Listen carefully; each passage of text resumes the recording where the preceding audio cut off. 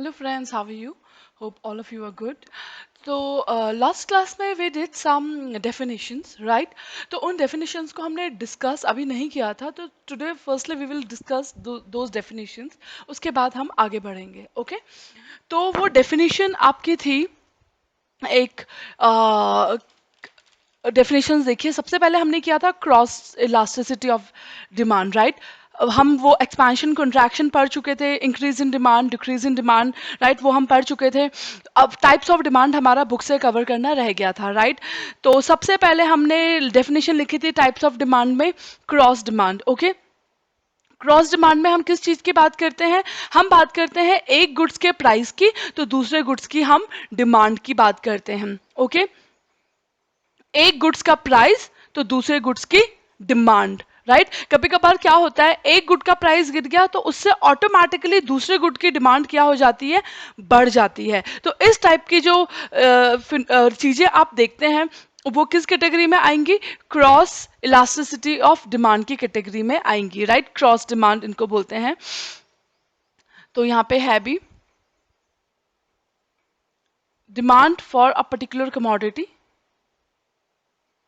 X की demand change हो रही है due to change in price of other good related goods y ठीक है तो वाई के प्राइस में चेंजेस हो रहे हैं और किसकी डिमांड चेंज हो रही है एक्स की डिमांड चेंज हो रही है ऐसा किस केस में देखते हैं आप कॉम्प्लीमेंट्री गुड्स के केस में आप देखते हैं और सब्स्टिट्यूट गुड्स के केस में आप देखते हैं ठीक है तो क्रॉस डिमांड का मतलब क्या होता है quantity of a commodity or service which will be purchased with reference to change in price not of that particular commodity ठीक है मतलब यहां पे मैं क्या बात करती हूं कि x की डिमांड सपोज करो मैं बोल रही हूं x की डिमांड क्या हो गई है बढ़ गई है अब जनरली डिमांड कब बढ़ती है जब x का प्राइस क्या हो जाएगा कम हो जाएगा बट क्या यहाँ पे x का प्राइस कम हो रहा है नहीं यहाँ पे किसका प्राइस कम हो रहा है y का प्राइस कम हो रहा है ओके तो वही लिखा है with reference to changes in price not of that particular commodity but of other inter related commodities जैसे कि हमने एग्जांपल किया था टी एंड कॉफी का करा था दोनों इंटर रिलेटेड कमोडिटी है टी का प्राइस बढ़ता था तो कॉफी की डिमांड बढ़ जाती थी ओके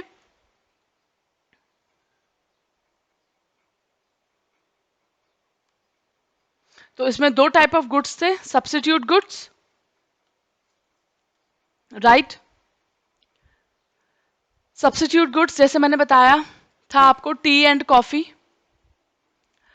अगर टी के हम प्राइस की बात करें अगर टी के प्राइस बढ़ जाते हैं तो टी की डिमांड क्या हो जाएगी कम हो जाएगी और किसकी डिमांड बढ़ जाएगी फिर कॉफी की डिमांड बढ़ जाएगी तो कैसे रिलेशनशिप हमने देखा पॉजिटिव दोनों एरोज की डायरेक्शन सेम जा रही है तो हम इसको पॉजिटिव रिलेशन भी बोल सकते थे या डायरेक्ट रिलेशनशिप भी नाम दे सकते थे राइट तो वहां पे कैसा पॉजिटिव रिलेशन या डायरेक्ट मतलब कर्व की मूवमेंट कैसी है पॉजिटिव पॉजिटिव मतलब upward curve will move upward right कैसे अपवर्ड मूव करेगा तो जब भी हम ग्राफ बनाते हैं तो हमें दो फिगर्स की आवश्यकता है एक वाई एक्सिस वाली फिगर्स चाहिए हमें और एक एक्स एक्सिस वाली फिगर चाहिए ठीक है वाई एक्सिस में हम क्या रखते हैं प्राइस तो प्राइस किसकी बात हो रही है यहाँ पे टी के प्राइस की बात हो रही है और डिमांड किसकी बात हो रही है कॉफी ठीक है तो वाई एक्सिस के लिए हमें टी की फिगर चाहिए और एक्स एक्सिस के लिए हमें कॉफी की फिगर चाहिए ओके अगर टी का प्राइस था पहले 200 रुपीज तो कॉफी बिक रही थी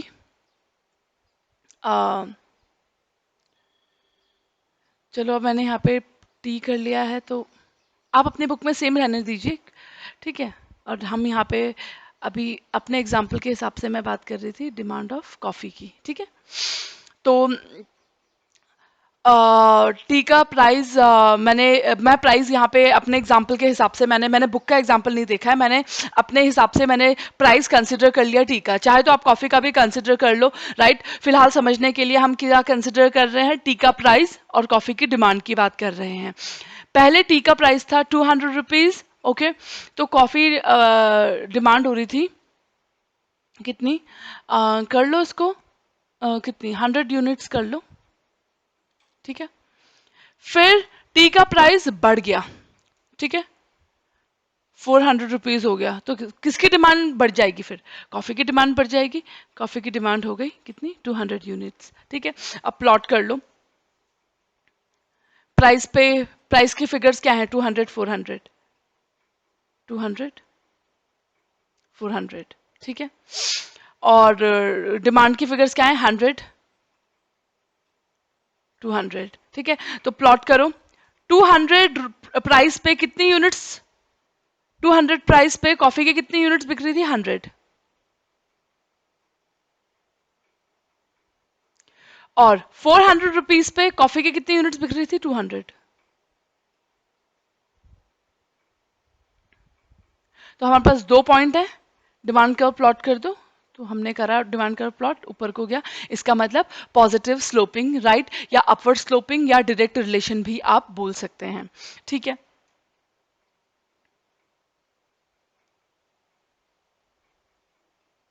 तो अगर आपको ये चीज याद रखनी है एग्जाम में, राइट, आप वहां पे ऐसा नहीं कि फिगर रख रहे हैं तब पता लगा रहे हैं, नहीं, आपको पता होना चाहिए सब्स्टिट्यूट गुड्स के केस में क्या होता है कि अगर एक का प्राइस बढ़ेगा तो क्योंकि दूसरी चीज आराम से खरीदी जा सकती है, सब्स्टिट्यूट प्रोडक्ट आराम से रिप्लेस कर सकता है, तो अगर टी के प्राइस बढ़ गए तो कॉफी की डिमांड बढ़ जाएगी। तो दोनों एरोस क्या हैं, एक ही डायरेक्शन में जा रहे हैं ना, इसका मतलब पॉजिटिव रिलेशन या डायरेक्ट रिलेशन। और पॉजिटिव रिलेशन में कर्व क्या होता है, पॉजिटिव ऊपर की तरफ स्लोप करता है, ओके।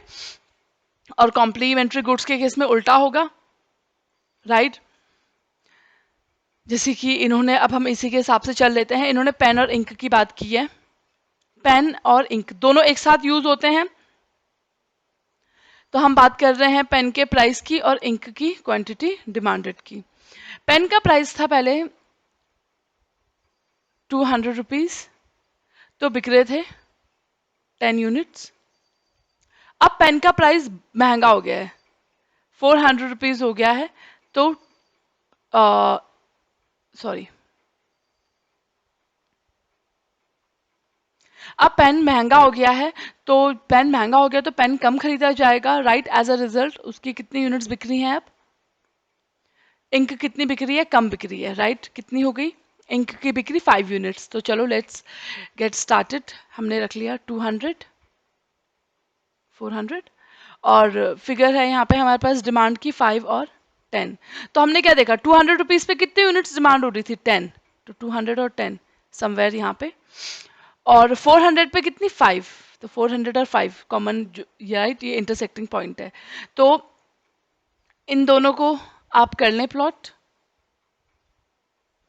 राइट, दो पॉइंट्स हमारे पास हैं तो कर्व बन सकता है आराम से।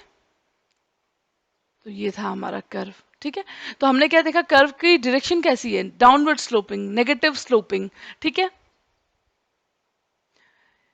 ठीक है, नेगेटिव स्लोपिंग है। तो यहाँ पे हमने क्या देखा, अगर पेन का प्राइस बढ़ेगा तो इंक की डिमांड क्या होगी, कम होगी। एरो का डायरेक्शन क्या है, ऑपोजिट है, राइट, तो इसको हम इनवर्स भी बोल सकते हैं, या फिर हम इसको नेगेटिव भी बोल सकते हैं। और नेगेटिव में कर्व की डायरेक्शन क्या आ जाएगी, नीचे, डाउनवर्ड, ठीक है।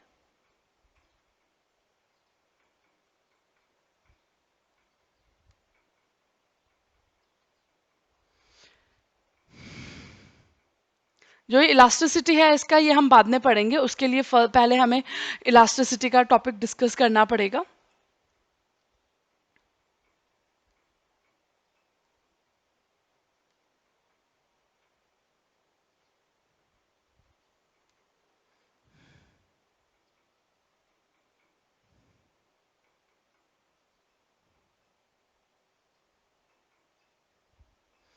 तो डिमांड, यहाँ पे हम आगे डिमांड वाले टॉपिक पे, पेज 2.50, गुड्स की बात करें तो दो टाइप के गुड्स होते हैं, producer goods and consumer goods. Producer goods वो होते हैं जो एक मैन्युफैक्चरर यूज करता है, राइट, उन गुड्स की मदद से फर्दर प्रोडक्शन किया जाता है, जैसे कि मशीन्स हो गई, राइट। रॉ मटेरियल को प्रोसेस किया जाता है और उससे क्या बनाई जाती है, फर्दर आगे फिनिश गुड्स बनाए जाते हैं, ठीक है। और अगली कैटेगरी होगी कंज्यूमर गुड्स। कंज्यूमर गुड्स से आगे कुछ नहीं बनाया जाएगा, उन्हें डायरेक्टली क्या किया जाएगा, कंज्यूम, ठीक है। तो मैंने आपको एप्पल का एग्जांपल दिया था। Apple can be producer good also, it can be consumer goods also, depend करता है किस पर्पस के लिए इस्तेमाल किया जा रहा है, राइट। अगर आप एप्पल का जैम बना रहे हैं, चटनी बना रहे हैं और उसको मार्केट में बेच रहे हैं, इसका मतलब एप्पल का फर्दर यूज हुआ है, तो वो किस कैटेगरी में फॉल कर जाएगा, प्रोड्यूसर गुड्स, राइट। और अगर एप्पल मैंने खुद के कंजम्पशन के लिए खरीदे हैं, राइट, तो वो किस कैटेगरी में आ जाएगा, कंज्यूमर गुड्स आ जाएगा, ओके। तो मशीनरीज हो गई, प्लांट एंड गुड्स हो गए, ये सब किसके एग्जाम्पल है, प्रोड्यूसर गुड्स। और कंज्यूमर गुड्स वो होते हैं जो हम फिर फाइनली कंज्यूम करते हैं, राइट। जैसे कि क्लोथ्स हो गए, पका हुआ खाना हो गया, घर हो गए। उसके बाद हमने किया था, I think durable and non durable किया था। चलो ड्यूरेबल नॉन ड्यूरेबल गुड्स में कुछ खास ऐसा है भी नहीं। नॉन ड्यूरेबल गुड्स वो होते हैं जो which can not be consume more than once, एक बार यूज कर लिया खत्म, ठीक है। जैसे कि रॉ मटेरियल एक बार यूज कर लिया तो क्या वापस निकालेंगे वहां से, राइट। सीड, मैंने कोई प्लांट उगाना था, उसके लिए सीड लगाया जमीन मिट्टी के नीचे, तो वो भी क्या हो गया आपका नॉन ड्यूरेबल गुड। सीड लगाया खत्म, अगले साल अगर मुझे फिर से खेती करनी है तो नए सीड लाने पड़ेंगे ना, राइट। फ्यूल, मैंने कार में पेट्रोल डलवाया, पेट्रोल खत्म हो गया तो क्या हो गया, वो खत्म, वो फिर से तो नहीं लाया जा सकता, राइट। तो फ्यूल भी क्या है, अगेन नॉन ड्यूरेबल गुड्स, ठीक है। एक बार यूज हुआ खत्म बात, ठीक है। ब्रेड हो गया, एक बार यूज हो गया खत्म, ये सब नॉन ड्यूरेबल गुड्स हैं। नॉन ड्यूरेबल मतलब जिनकी लाइफ ज्यादा नहीं है, इनसे आप बस अपनी करंट डिमांड पूरी कर सकते हैं। On the other hand durable goods वो होते हैं जिनकी काफी ज्यादा लाइफ है, जैसे कि फ्रिज हो गया, एक दिन खाना रखा और अगले दिन फ्रिज फेंक दिया, नहीं ना। Fridge it can be use again and again, cars they can be use again and again, TV, mobile phones, right. ये सब क्या है आपके ड्यूरेबल गुड्स। कुछ होता है सेमी ड्यूरेबल गुड्स, जैसे कि ना वो बहुत ऐसा छाते, ऐसा भी नहीं होता कि 20-20 सालों तक यूज हो रहे हैं, ऐसा भी नहीं होता कि एक दिन यूज हुआ, वो होते हैं एक साल यूज कर लिया, 2 साल यूज कर लिया, तो वो क्या आते हैं, semi durable goods, okay.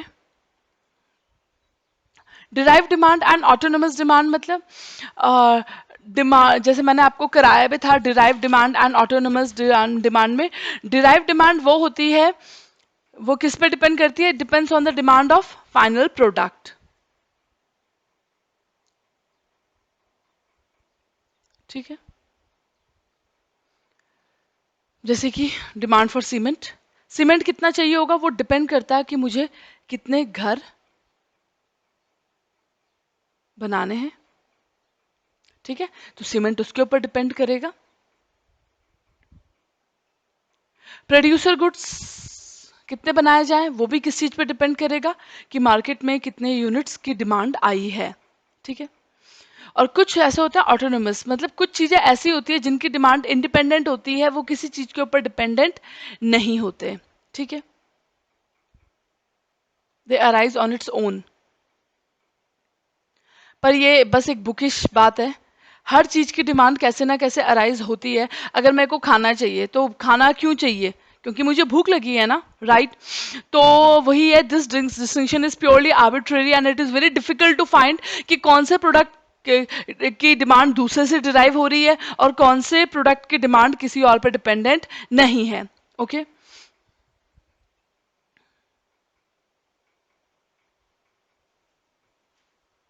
Demand for firm's product and industry demand. Industry demand मतलब, अगर मैं फर्म फर्म आपको पता होगी, फर्म होती है एक छोटी फर्म। जैसे कि अगर मैं बात करूं, मेरी एक शू कंपनी है जिसका नाम है रजत शूज कंपनी, राइट।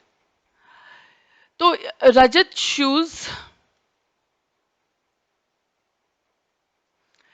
की मेरी एक फर्म है जहां पे जूते बनते हैं। तुम्हारी एक फर्म है सूरज शूज प्राइवेट लिमिटेड, ठीक है। तो अगर मैं बताऊं कि मार्केट में मेरे शूज की डिमांड है, रजत शूज की डिमांड है 200 यूनिट्स, तो इसको मैं क्या बोलूंगी, डिमांड फॉर फर्म्स प्रोडक्ट, मेरी पर्टिकुलर फर्म के प्रोडक्ट की कितनी डिमांड है। ठीक है। इंडस्ट्री डिमांड मतलब इंडस्ट्री, मैं अपने आप को इंडस्ट्री नहीं बोल सकती हूँ, industry is collection of many firms, right. अगर मैं बोलूँ कि रजत शूज के इतनी डिमांड है, सूरज शूज के इतने डिमांड है, बाटा की इतनी डिमांड है, रीबॉक की इतनी डिमांड है, राइट। सारी शूज कंपनी को, शूज फर्म को मैं एक साथ इकट्ठा कर लूं, तब वो क्या बन जाएगी, एक, वो क्या बन जाएगी, शू इंडस्ट्री बन जाएगी। उसको मैं क्या बोलूंगी, इंडस्ट्री डिमांड। ठीक है। तो there is a difference between demand for firm's product and industry demand. ठीक है।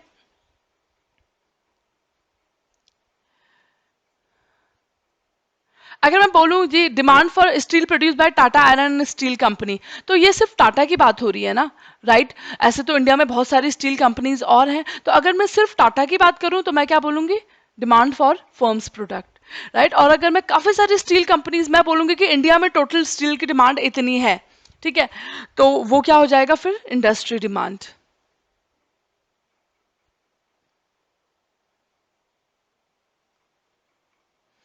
Short run demand and long run demand, ये टाइम पीरियड के ऊपर डिपेंडेंट है। शॉर्ट रन डिमांड मतलब, जैसे कि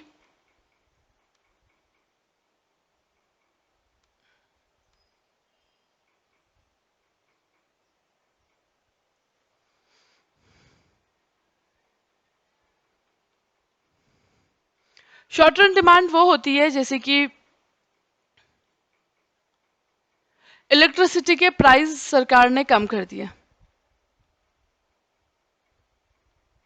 तो आज की डेट में क्या होगा, आज ही प्राइस कम हुए हैं, तो जिन लोगों के पास तो इलेक्ट्रिसिटी वाले इक्विपमेंट्स घर पे पड़े हैं, जैसे कि उनके पास इंडक्शन भी है, उनके पास हीटर भी है, ठीक है, उनके पास अवन भी है, माइक्रोवेव भी है, तो वो लोग तो आज ही ये सब यूज करना शुरू कर देंगे, राइट।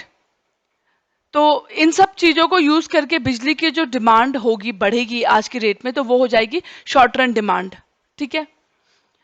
अब लॉन्ग रन में क्या होगा, जिन लोगों के पास इलेक्ट्रिसिटी के प्रोडक्ट्स नहीं है, वो भी देखेंगे कि यार प्राइसेस जब गिर ही रखे हैं, तो हम भी क्या करते हैं, इलेक्ट्रॉनिक इक्विपमेंट्स खरीद लेते हैं, गैस का खर्चा बचाएंगे, तो वो लोग भी क्या करेंगे, परचेज करेंगे इलेक्ट्रॉनिक आइटम्स। ठीक है। तो फिर क्या हो जाएगी, फिर बिजली की डिमांड और बढ़ जाएगी, तो अब जो डिमांड बढ़ी हुई आएगी बिजली की, वो हो गई लॉन्ग रन डिमांड। ठीक है।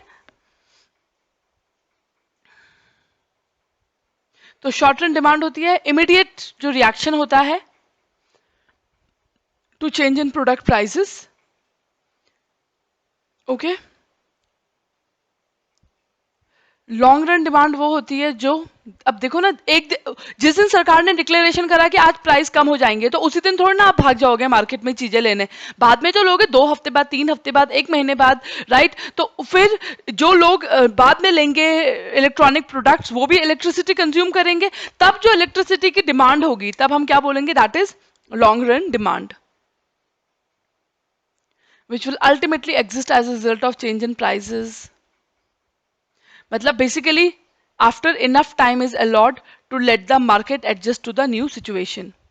जैसे कि एग्जाम्पल भी दे रखा है, if electricity rates are reduced in the short run, existing users will make greater use of electric appliances, और long run में more and more people will be induced to use electrical appliances।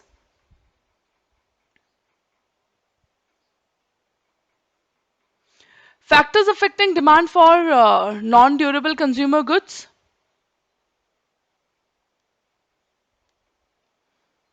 ठीक है, ये तो हम theoretical portion ये बाद में करते हैं, अभी हमने कुछ डेफिनेशंस कर ली हैं।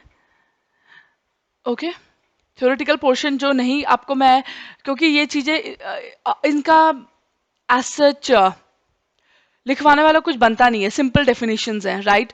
तो ये हम धीरे धीरे साथ साथ कवर करते रहेंगे, और फिलहाल आज हम एक नया टॉपिक स्टार्ट करते हैं which is very important, elasticity of demand. ठीक है।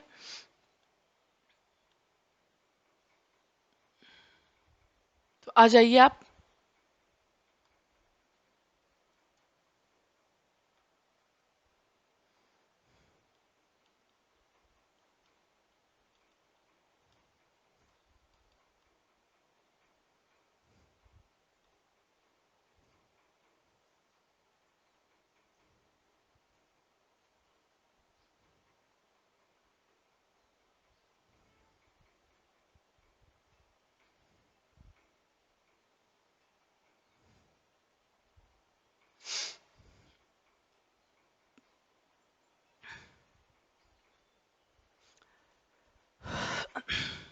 मैं आपको एक एडवाइस देना चाहती हूँ, जैसे जो चीज़ें मैं आपको लिखवाती हूँ, राइट, वो आप अपनी कॉपी में लिखिए, ठीक है।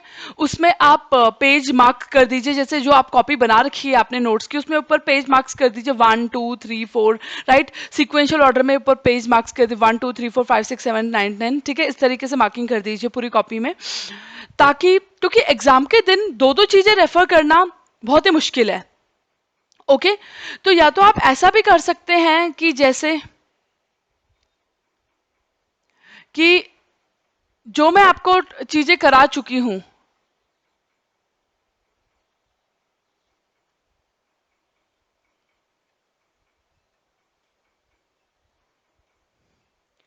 जैसे जो मैं आपको चीजें करा चुकी हूं, लाइक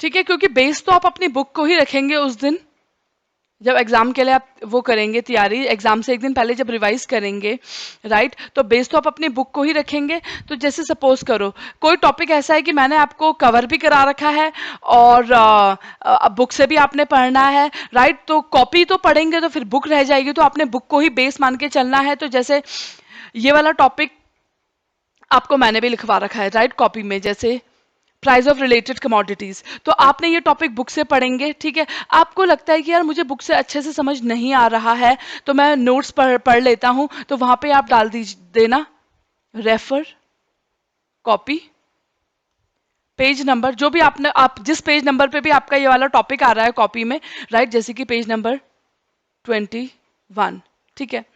तो क्या होगा, उससे आपको काम आपका बहुत आसान हो जाएगा। जब भी आप ये वाला टॉपिक बुक से पढ़ने के लिए आएंगे, तो आपने बुक से इसको नहीं पढ़ना, आपने लिख रखा है कि मुझे ये कहाँ से पढ़ना है, कॉपी से पढ़ना है, और कॉपी में ये कहाँ पे आ रहा है, पेज नंबर 21 में, राइट। तो इस तरीके से आप एक सिस्टमैटिक तरीके से स्टडी करिए, राइट। और अगर आपको लग रहा है कि मुझे इनकम वाला टॉपिक भी कॉपी से पढ़ना चाहिए, तो ये वाला भी मेंशन कर दीजिए, कॉपी का पेज नंबर जो भी आपने लिखा है 27, ठीक है, इस तरीके से आप लिख दीजिए। और अगर आपको लगता है कि डेमोन्स्ट्रेशन इफेक्ट वाला मुझे कॉपी से देखने की जरूरत नहीं है, बस उसके कुछ कुछ पॉइंट्स जो मैम ने लिखवाए हैं वो मैं यहाँ पे नोट डाउन कर लेता हूँ, तो ऐसे भी कर सकते हैं, राइट। जैसे कि मैंने आपको लिखवाया था डेमो, ठीक है, या शो ऑफ, ठीक है।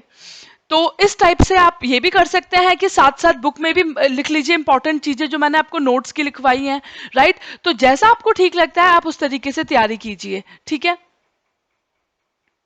तो बुक में जगह है तो लिख लीजिए, जो मैंने आपको कॉपी में लिखवाया है वो बुक में लिख लीजिए। जैसे कि मैंने आपको पहले डेमोन्स्ट्रेशन इफेक्ट की डेफिनेशन लिखवाई थी, तो छोटा छोटा लिख दीजिए, ठीक है। मैंने आपको वेबलेन लिखवाया था, वो छोटा छोटा लिख दीजिए, राइट। तो इस तरीके से भी आप कर सकते हैं, आपको जैसा कन्वीनियंट लगे।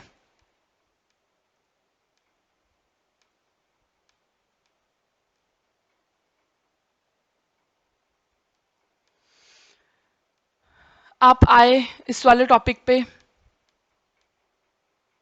Expansion and contraction in demand पे, राइट। तो आपको लगता है कि यार एक्सपेंशन एंड कंट्रैक्शन तो मैं फटाफट मैम वाले ही देख लेता हूँ, तो लिख दीजिए फिर से, कॉपी में आपने देखना है पेज नंबर 12, कोई भी जो भी आपका पेज नंबर, जिस पेज नंबर पे आपने नोट्स बना रखे हैं जो मैं लिखवा रही हूँ, राइट। और अगर आपको लगता है कि बुक से ही मेरे को सही समझ आ गया, नोट्स मेरे को देखने की अब जरूरत नहीं है ज्यादा, राइट, तो बुक में ही इंपॉर्टेंट चीजें आप नोट डाउन कर लीजिए नोट्स वाली, राइट।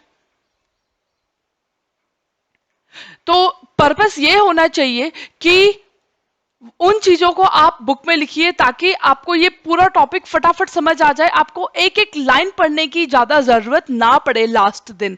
तो उस तरीके से तैयारी कीजिए कि मेरे सब टॉपिक फटाफट कवर हो जाएं लास्ट दिन, राइट, कुछ मेरा छूटे ना। तो उसके लिए आपको क्या करनी पड़ेगी, अभी से ही थोड़ी सी स्मार्ट स्टडी करनी पड़ेगी, ओके। स्मार्ट स्टडी का तरीका मैंने आपको बताया रखा है कि राइट, जैसे एक्सपेंशन टॉपिक आपको लग रहा है कि मैं एक बार अपने नोट्स में देख लेता हूं, राइट, तो नोट्स में पन्ने पलटने की जगह अगर आपने यहीं पे ही लिखा हो कि ये पेज नंबर 12 पे है, तो क्या हो जाएगा, ये बहुत इजी हो जाएगा, राइट। तो इस तरीके से आप अप्रोच फॉलो कर सकते हैं, तो that will make your work easy, ठीक है। तो आज हम अपना नेक्स्ट टॉपिक करने जा रहे हैं, इलास्टिसिटी ऑफ डिमांड। तो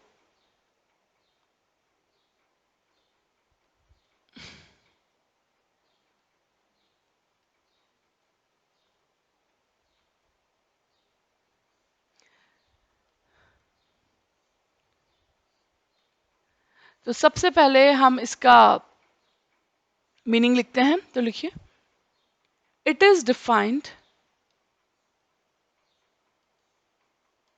as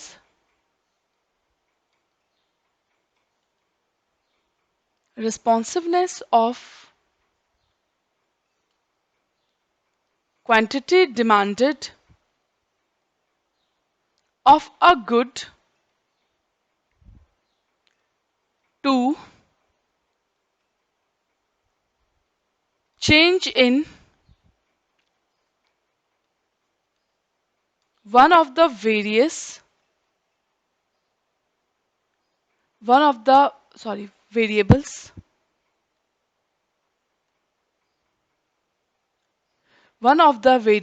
on which demand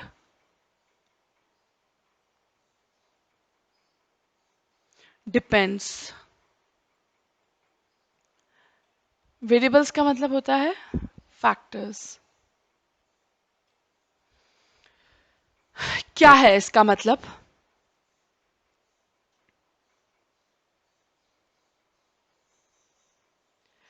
Responsiveness of quantity demanded of a good to change in one of the variables on which demand depends। ठीक है, अब क्या होता है देखिए, ये मैं रफ में लिख रही हूं, आपको लिखने की जरूरत नहीं है, ये वाला चीज, ये रफ वाला चीज है।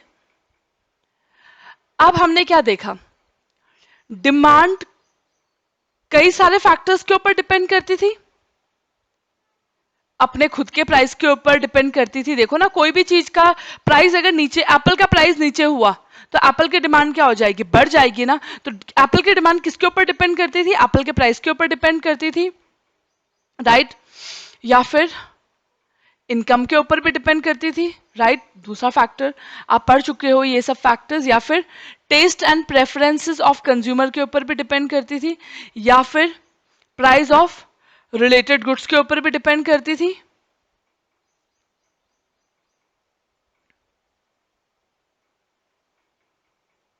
ठीक है, तो हमने क्या देखा, किसी भी चीज की डिमांड कई सारे फैक्टर्स के ऊपर डिपेंड करती है। ठीक है, तो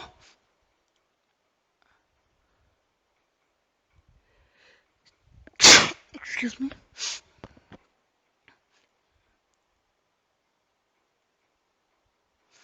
अभी तक हमने क्या पढ़ा कि प्राइस चेंज होते हैं, अगर प्राइस बढ़ेंगे तो डिमांड घटेगी, एंड वाइस वर्सा, अगर प्राइस गिरेंगे तो डिमांड बढ़ेगी। बस यही पढ़ा है अभी तक।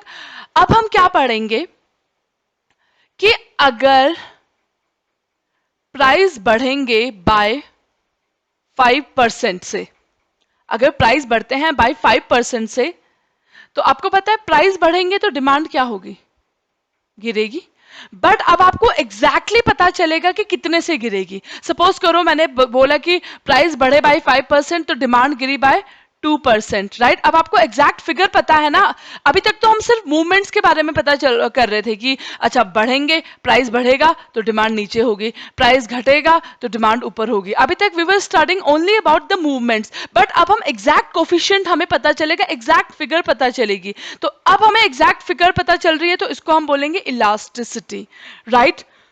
यहां पे हमें पता चल रहा है कितना खिंचाव है। ठीक है, डिमांड गिरी है बट कितने से गिरी है, बाय 2%। तो ये क्या हो जाएगा, आपके इलास्टिसिटी ऑफ डिमांड। ओके, तो अब हमने पढ़ा डिमांड कई सारे फैक्टर्स के ऊपर डिपेंड करती है, प्राइस के ऊपर भी डिपेंड कर सकती है, इनकम के ऊपर भी डिपेंड कर सकती है, प्राइस ऑफ रिलेटेड गुड्स के ऊपर भी डिपेंड कर सकती है, टेस्ट एंड प्रेफरेंस के ऊपर भी डिपेंड कर सकती है। ठीक है, अगर डिमांड अगर आपकी क्वांटिटी डिमांडेड क्या हो रही है, चेंज हो रही है, किसकी वजह से चेंज हो रही है, ड्यू टू प्राइस, तो हम उस कॉन्सेप्ट को क्या नाम देंगे? Price elasticity. ठीक है,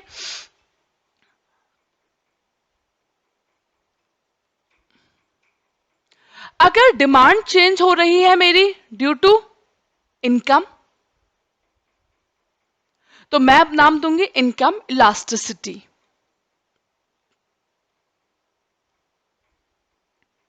अगर डिमांड चेंज हो रही है due to price of related goods, जैसे कि याद करो pen and ink, right, tea and sugar, right, तो अगर डिमांड चेंज हो रही है due to price of related goods, तो इसको हम बोलेंगे क्रॉस डिमांड।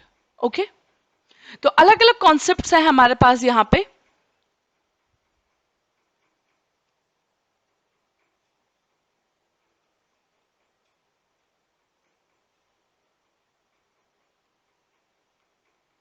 तो दिस वॉज ऑल रफ, तो मुझे ये लिखने की जरूरत नहीं है, ये बस समझा रही थी मैं। लिखेंगे हम अब आगे। ठीक, तो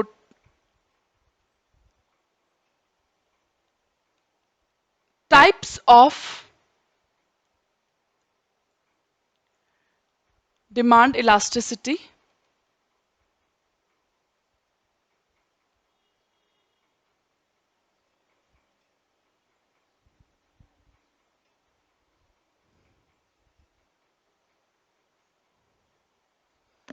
ठीक है, तो यहां पे दे रखा है आपका,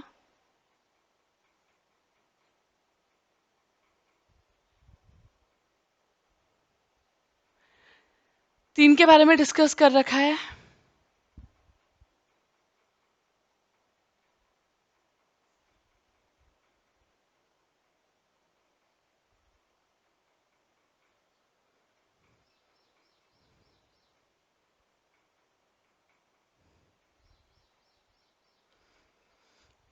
प्राइस इलास्टिसिटी,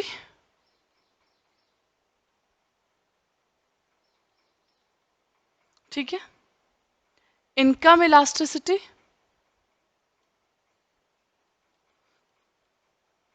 और तीसरी इलास्टिसिटी जो डिस्कस कर रखी है that is cross elasticity. Okay, इसका मतलब जब डिमांड चेंज हो रही है प्राइस की वजह से, तो हम क्या नाम देंगे? Price elasticity.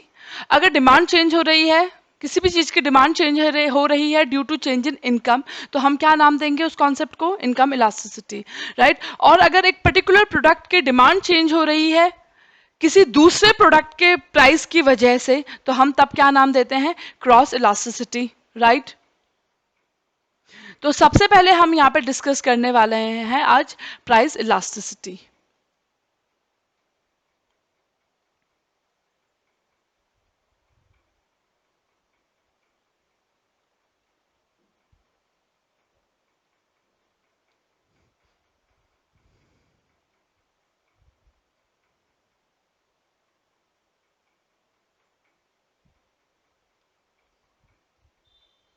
ठीक है, तो प्राइस इलास्टिसिटी का मतलब क्या होता है?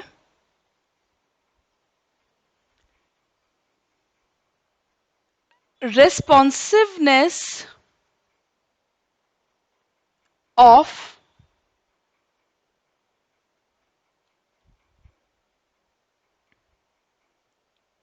क्वांटिटी डिमांडेड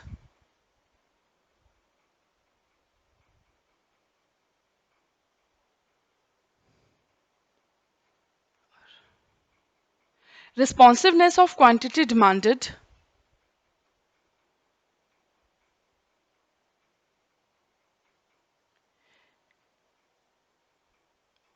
या फिर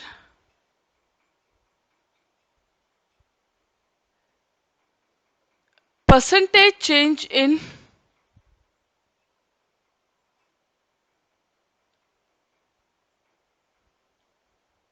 quantity demanded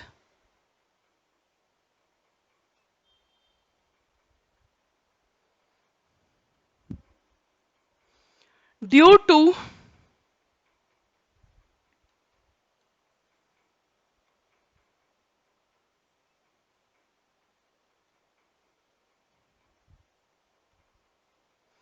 due to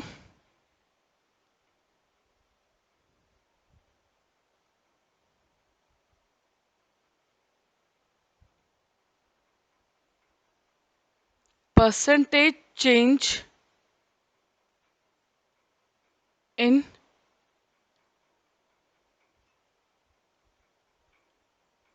prices.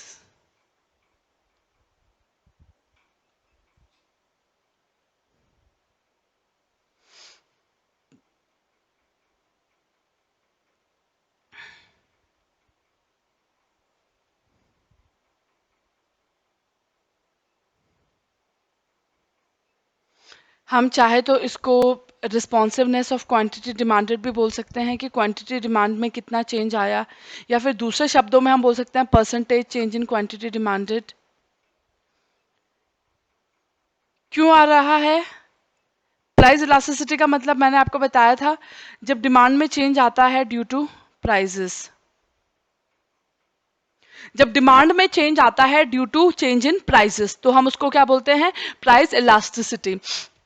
ठीक है, तो मैंने क्या यहाँ पे लिखा कि क्वांटिटी डिमांडेड ने कितना रेस्पॉन्स करा, क्वांटिटी डिमांडेड ने कितना रेस्पॉन्स करा, किस वजह से?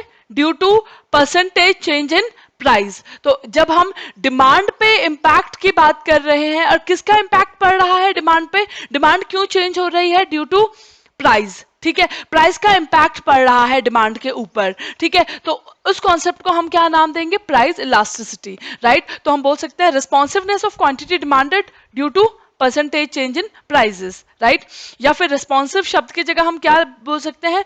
Percentage change in quantity demanded. या फिर आप एक और शब्द बोल सकते हैं proportional change in quantity demanded. ठीक है, proportional change in quantity demanded due to proportional change in prices. ठीक है, कोई भी शब्द आप यहां पे इस्तेमाल कर सकते हैं, मीनिंग सेम है।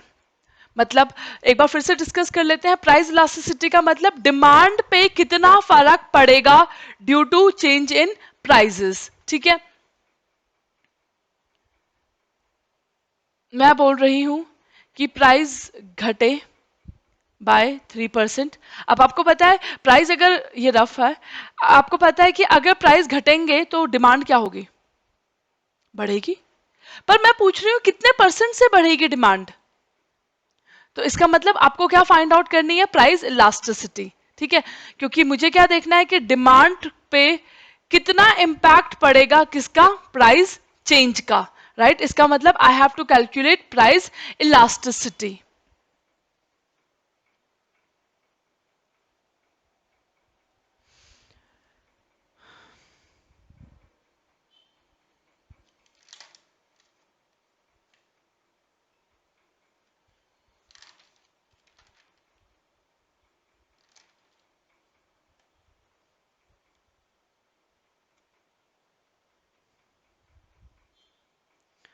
तो इसके कुछ की पॉइंट्स हैं, आप लिख लीजिए।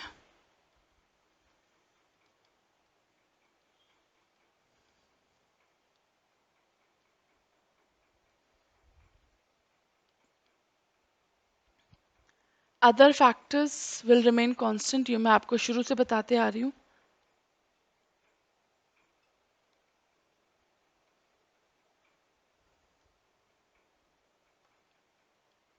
बी, प्राइस इलास्टिसिटी कैसी होती है? नेगेटिव। आपको पता भी है अगर प्राइस बढ़ेंगे तो क्वांटिटी डिमांडेड घटेगी। एरो का डायरेक्शन ऑपोजिट है, रिवर्स है, इसका मतलब रिवर्स को हम क्या बोलते हैं? Negative relation. Right, price elasticity is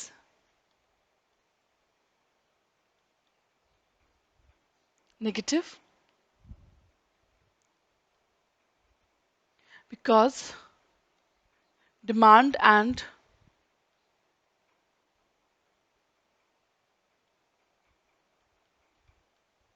price has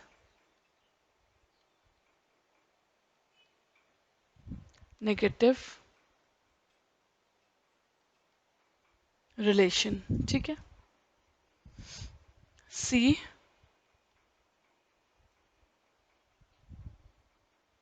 elasticity. Elasticity मैंने आपको बताया कितनी इलास्टिसिटी आएगी? राइट तो इसका फॉर्मूला होता है राइट उस फॉर्मूले में पुट करेंगे तो आपका आंसर आ जाएगा 2%, 3%, 1.22%, राइट 0.8%, राइट जो भी आपका आंसर आएगा इसका मतलब इलास्टिसिटी जो आती है न्यूमेरिकल जो मेरा आंसर आएगा वो कहीं भी आ सकता है, 0 से भी आ सकता है, 1 भी आ सकता है, इन्फिनिटी तक भी जा सकता है। तो elasticity ranges from 0 to infinity, तो 0 to infinity तक जा सकता है। ठीक,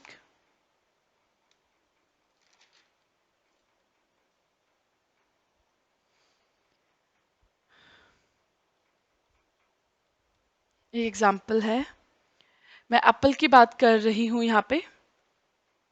एप्पल का प्राइस और एप्पल की क्वांटिटी, पहले प्राइस था 100 रुपये, तो कितनी क्वांटिटी खरीदी जा रही थी 10, फिर प्राइस हो गया 150 रुपये, तो कितनी क्वांटिटी खरीदी जा रही है 8। ओके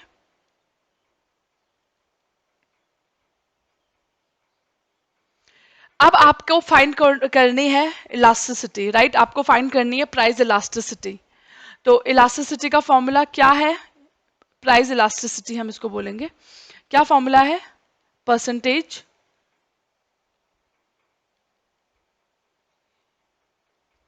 या फिर प्रोपोर्शनल भी बोल सकते हैं परसेंटेज को। तो percentage change in quantity demanded, मतलब क्वांटिटी डिमांडेड पे कितना फर्क पड़ा है, किस वजह से फर्क पड़ा है, क्योंकि प्राइस इलास्टिसिटी की बात कर रहे हैं तो प्राइस की वजह से फर्क पड़ा है। तो क्वांटिटी डिमांडेड में कितना फर्क पड़ा है किसका, परसेंटेज चेंज इन प्राइस का।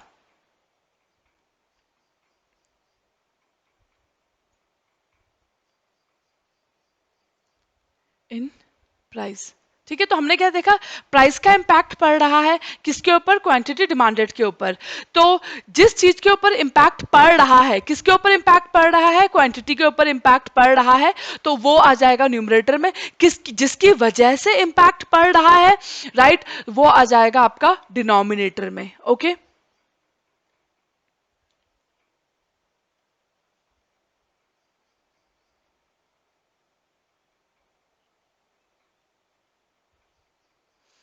तो फॉर्मूला फिर से एक बार लिख देते हैं, क्या है, percentage change in quantity demanded upon percentage change in price।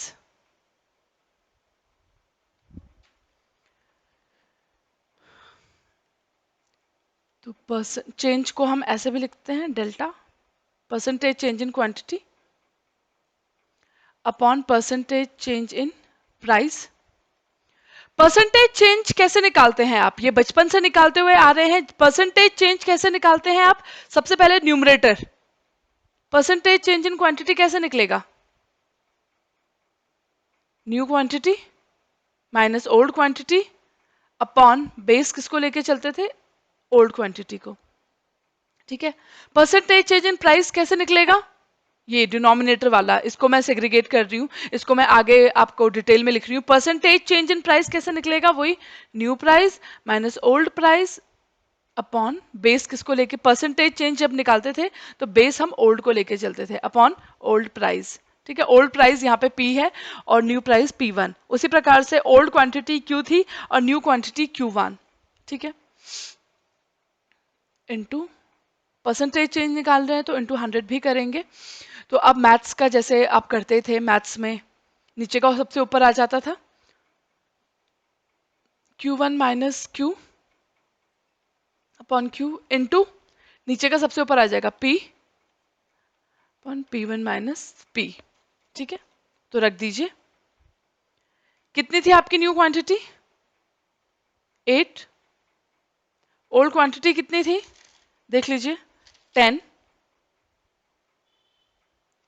Base old को लेके चलते हैं 10 इनटू ओल्ड प्राइस कितना था 100 न्यू प्राइस था 150 और ओल्ड कितना था प्राइस 100। ठीक है, तो सारी फिगर्स आपके पास ऑलरेडी गिवन है, बस आपको फॉर्मूले में फिट करनी है। तो आ गया हमारा 2/10 इंटू 100/50। तो कितना आया 4/10, ये आपका आ गया 0.4। अब आप बोलेंगे मैम ये तो माइनस था, राइट, माइनस। तो चाहे तो लिख दे माइनस, बट लिखने की जरूरत नहीं है, क्योंकि प्राइस इलास्टिसिटी हमेशा ही क्या होती है, नेगेटिव। ठीक है, 0.4 भी लिख दें तो भी चलेगा। ठीक है, तो हम बेसिकली यहाँ पे आपका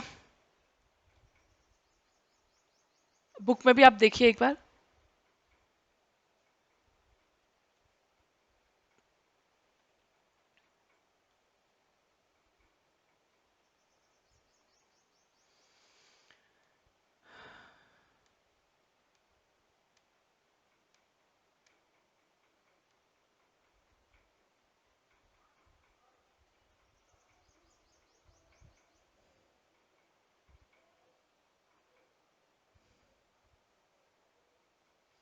we take the absolute value of price elasticity।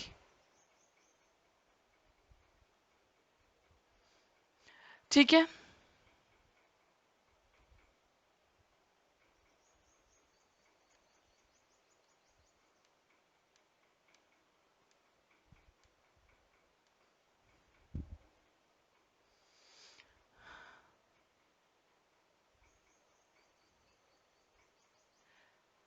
अब आप देखिए इन्होंने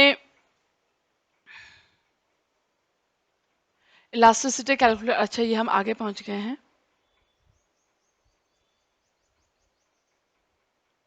इन्होंने यहाँ पे लिखा है कि we take absolute value of price elasticity. Absolute मतलब हम साइन को क्या करेंगे, इग्नोर करेंगे। ओके,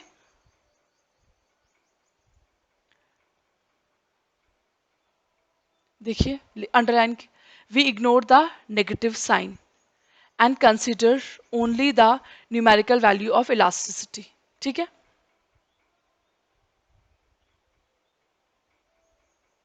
तो अगर मैं नेगेटिव डाल भी दूं, नेगेटिव का मतलब क्या होगा आपको पता है,